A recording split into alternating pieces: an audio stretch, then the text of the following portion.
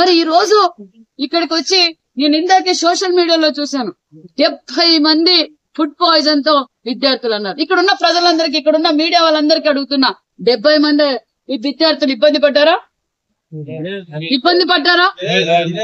చెప్పండి, ఇబ్బంది పడ్డారా? మరి ఎందుకు ఈ చిల్లర రాజకీయాలు, ఎందుకు శవ రాజకీయాలు? పిల్లల దగ్గర కూడా రాజకీయాలు చేయాల్సిన అవసరం ఏంటిది? నేను ఇక్కడి నుంచి ప్రశ్నిస్తున్నాను. నేను రాజకీయాలు మాట్లాడదలుచుకోను, కానీ ఇందాక రాజకీయాలు మాట్లాడారు కాబట్టి ఇక్కడ పేరెంట్స్ కి, ఇక్కడ ఉన్న వారికి ప్రభుత్వం ఏం చేస్తుందో తెలపవలసిన బాధ్యత నాకుంది కాబట్టి నేను తెలియజేస్తున్నాం. రాష్ట్ర వ్యాప్తంగా బీసీ హాస్టల్స్ రెనోవేషన్ చేస్తున్నాం, ఎస్సీ హాస్టల్స్ రెనోవేషన్ చేస్తున్నాం, ఎస్సీ హాస్టల్స్ రెనోవేషన్ చేస్తున్నాం, కేజీవీపీలు చేస్తున్నాం, గురుకుల పాఠశాలలు చేశాం. మరి గత సంవత్సరం 5 సంవత్సరాలు గాలికి వదిలేశారు. కనీసం ఏ ఎమ్మెల్యేలు, ఏ మంత్రులు హాస్టల్ దృష్టికి కూడా వెళ్ళలేదు, హాస్టల్ పరిశీలనలకు కూడా వెళ్ళలేదు అనే విషయం మనకు తెలుసు. కనీసం బల్బు పోతే బల్బు కూడా మార్చలేదు.